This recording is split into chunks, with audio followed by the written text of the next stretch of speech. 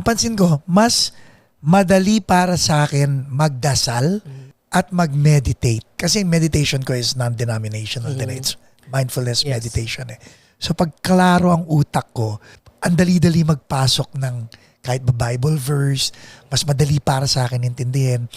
Like, let's go back to your music with regard to that. After meditating, is it easier for you to write songs or to go on with your day? Yes, kasi yung mindfulness results in focus. Di ba? Pagka you know how to tune in, magiging focus ka rin sa ginagawa mo. And that is what you need to create. You have to be focused. You have to be like, all right, I'm gonna write this lyric, and you're there. You're in that moment. You're not thinking like, is this gonna be a hit? You're not thinking, how am I gonna record this? Who's gonna play this? You're just writing the words for its own sake. That's it. So, as a writer, mas focus ako, mas mabilis yung work. Kasi sa akin, parang pag meditator ka, nakaka-develop ka ng gap between emotions and thoughts and the actual present, di ba? So, and you can apply that anywhere. Bawa, nag-drive ka, may nag-cut sa'yo. What happens is just like sira ulo to, nag-cut.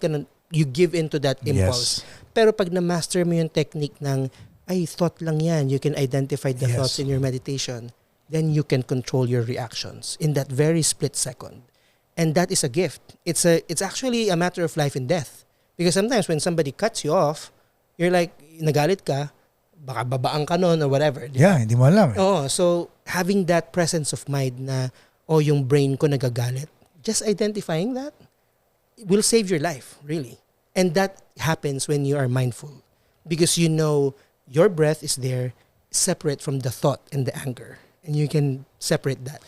Let's talk about the breath. Because kahit yung 1 minute breathing, yung inhale, exhale na 6-7 times, explain that to them how important it is. Because people, alam yung cliche na, take a deep breath, take a deep breath.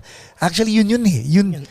Explain that how important it is for anybody in any situation.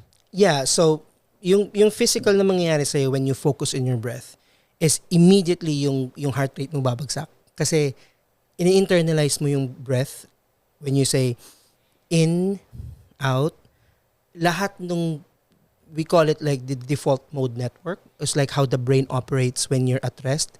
Diyan nangyayari yung worry, diyan nangyayari yung regression, lumiputong ka sa past, ganon.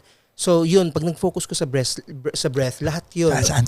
Sa breast. Sa breath. Sorry. Okay na eh. Okay na. Okay. So, totoo na eh. Freudian slip. Saan tayo magfo-focus, Mr. Teodolfo? Sa paghinga. Sa breath. Sa paghinga. Mag-ano po tayo sa paghinga. Okay. Yan. Sa paghiga o sa paghinga? Yan. So I think it's very important kasi magre-relax yung buong system mo. Okay. And then you are grounding yourself. Na the breath is there for you. Sa akin, when I breathe, it's a signal that I'm home. Yun yung sinasabi ko, you're home. You're in ground zero. Like, you're in the present. Yes. That's where it is. Diba? Kasi mindful ka mismo sa hinga mo eh. Sa hininga mo, you're aware of it. So, pag may lumabas na, nainis ako dito sa taong to, may babalikan ka. Thought lang yan. Babalik ako sa breath ko. And then that disappears. Kailan mo practice to? New York or LA? New York to. So, kailangan mo sa New York talaga yan. Yes, because New York is a very, very different culture. To share that with our would-be immigrant audience na nagbabalak tumira sa New York. How it's a dog-eat-dog world doon eh, di ba? Yeah, so I worked in New York City sa MTV for a decade. MTV, okay. Yes, so I was the not MTV Asia. It's at the main MTV. Yeah, so okay. So I started with MTV as a producer, and then I ended up actually producing shows and content for all the channels like Comedy Central, TV Land, VH1, BET. So my role there was a production director. So, and New York City is a beast. I would say for anybody who's planning to like migrate to the States, if you're in your 20s to 30s, New York, and you're like driven, New York is for you. Explain that. The culture there is like, it's career driven. Like, pag nandun ka, if you're a writer or like a producer or like a musician, the city itself is extremely fast. If you miss a beat, you're left behind. I say that in a way Kahit na sa paglakad sa sidewalk, hindi ka pwedeng tumayo hindi ka pwedeng huminto o magbabagal ka. You'll be, that itself explains like how the city works. So for example, sa work, para ma-recognize ka, there were times na you have to like step on other people because you have to reach that certain goal. So laglagan, ha? Laglagan talaga. So And walang personalan yung laglagan. wala. It's just work, and everybody understands that. And if it's it was some, most of the time it was my turn na ako yung nilalaglag. Oh, yung show mo sablay, ganun, whatever. Sasabihin na lang sa'yo, pero pagkasama mo yung mga coworkers mo, it's as if walang nangyari. Oh. Pero somebody talk now. But that's the culture, and that's the reason why New York is so attractive. It's because it develops a grit in you. Na pag nag-train ka in New York, it is correct when they say when you make it there, you're gonna be able to make it Yes. everywhere. You know, I would like to add to that kasi the short time I was in New York, pag bakasyon mga ganon, ang napansin ko is walang race. Like, walang Hudyo, walang Katoliko, walang Muslim, pag isang grupo kayo, wala ring kulay.